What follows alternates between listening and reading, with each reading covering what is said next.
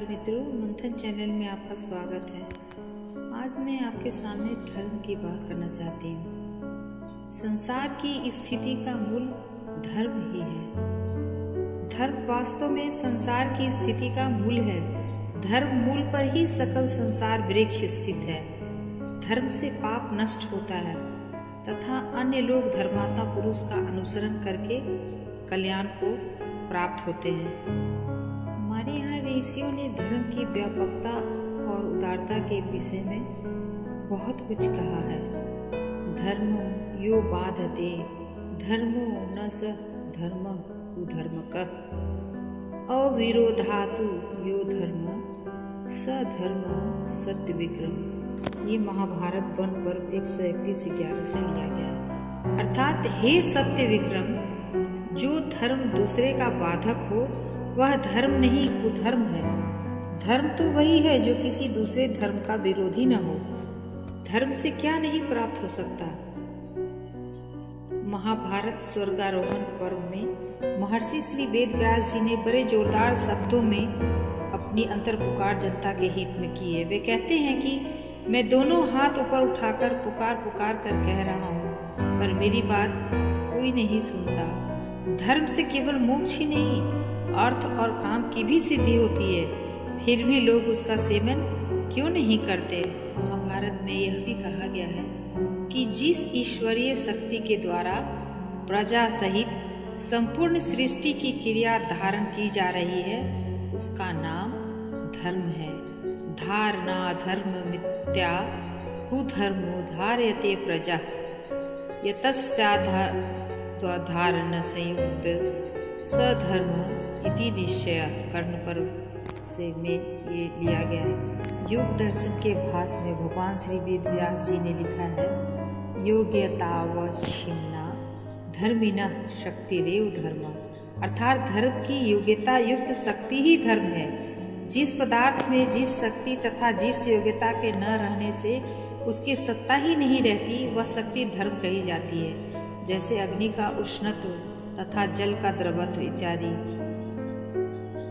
इस अर्थात यदि अग्नि में उष्णता न हो तो उसे अग्नि कैसे कहेंगे और उसमें कौन सी शक्ति रह जाएगी। धर्म शब्द का अर्थ ही है कि जो धारण करे अथवा जिसके द्वारा यह विश्व धारण किया जा सके, क्योंकि धर्म ध्री धातु से बना है, जिसका अर्थ है धार्यायतीति धर्म अथवा इनैतत्वादार्थे सह धर्म। कामना से, भय से, लोभ से अथवा जीवन के लिए धर्म का त्याग नहीं करना चाहिए। धर्म ही नित्य है, सुख दुख तो अनित्य है। इसी प्रकार जीवात्मा नित्य है और उसके बंधन का हेतु अनित्य है। अतः अनित्य के लिए नित्य का परित्याग कभी नहीं करना चाहिए। इसके अतिरिक्त जो व्यक्ति धर्म का पालन करता है तो धर्म ही उसकी रक्षा करता है तथा नष्ट हुआ धर्म ही उसे मारता है। अतः धर्म का पालन करना चाहिए।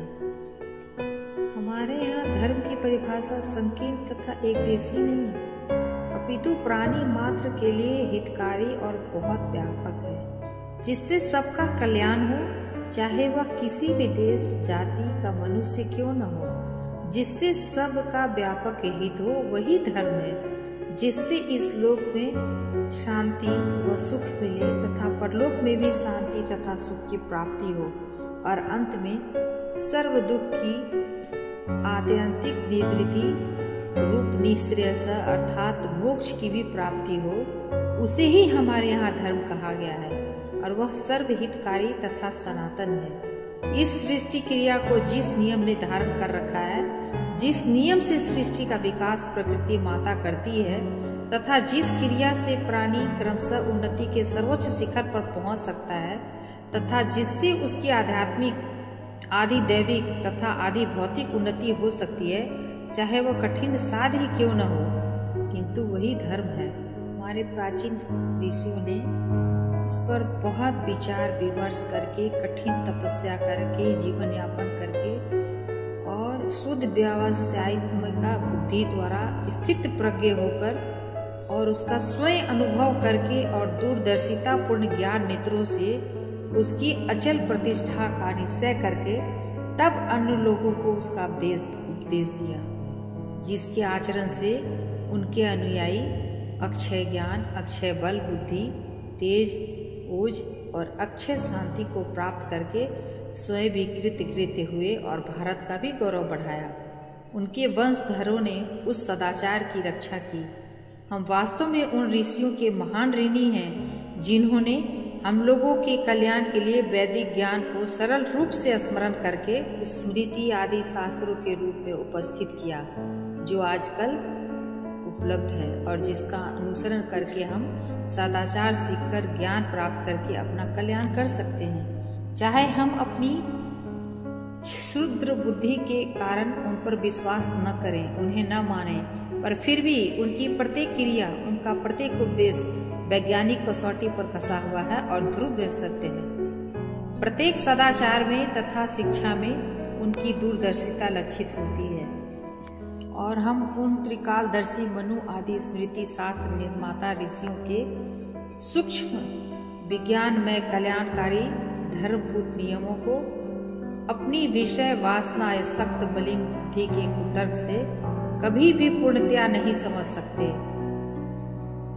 हाँ, उनका आचरण करके स्नेह अवश्य ही उसके रहस्य को जान सकते हैं और फिर आचरण करने से ही उसकी चमत्कारिकता अनुभवपूर्ण महत्ता समझ में आ जाएगी। यह धारणा भ्रांतिपूर्ण है कि लोगों ने कल्पित आचार कर और अपनी प्रतिष्ठा के लिए धर्म को लोगों पर लाद दिया है। मनु ने तो अपनी स्मृति में धर्म की कसौटी के लिए स्पष्ट ही सबको निर्देश दिया है। धर्म के लक्षण में वे कहते हैं, श्रुति स्मृति सदाचार स्वस्य च प्रिया मात्मनः यतच्चतु विर्ध्यं प्राहु साक्षात् धर्मस्य लक्षणम्। अर्थात जो श्रुति में कहा गया हो तथा स्मृति का ऋषियों ने भी जिसे कहा हो और लोगों ने जिसका अनुसरण भी किया हो तथा जो समझने से आत्मा को कल्याणकारी एवं प्रिय भी प्रतीत होता हो, ऐसा यह 4 प्रकार का धर्म का साक्षात लक्षण है। और इस तरह हम इन लक्षणों की कसौटी पर कसकर अपना आचार विचार निर्धारित कर सकते हैं। वेदों को श्रुति तथा धर्मशास्त्र को स्मृति जानना चाहिए।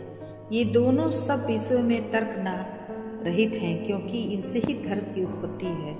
तृतीय क्षमा, इंद्रिय दमन, चोरी का भाव, सच, इंद्रिय निग्रह, बुद्धि, विद्या, सत्य और क्रोध न होना, ये धर्म के 10 लक्षण हैं। इस प्रकार लक्षण जानकर उसकी महत्व को समझ लेनी चाहिए। संक्षेप में यही है बात कि हमारा धर्म आहार, विचार, आचार तथा व्यवहार इन 4 वस्तुओं पर निर्भर है, क्योंकि जैसा आहार होगा वैसा मन होगा, जैसे मन बुद्धि होंगे वैसे ही विचार होंगे और जैसे विचार होंगे वैसा ही आचरण होगा, जैसा आचरण होगा वैसा ही दूसरों के साथ व्यवहार होगा।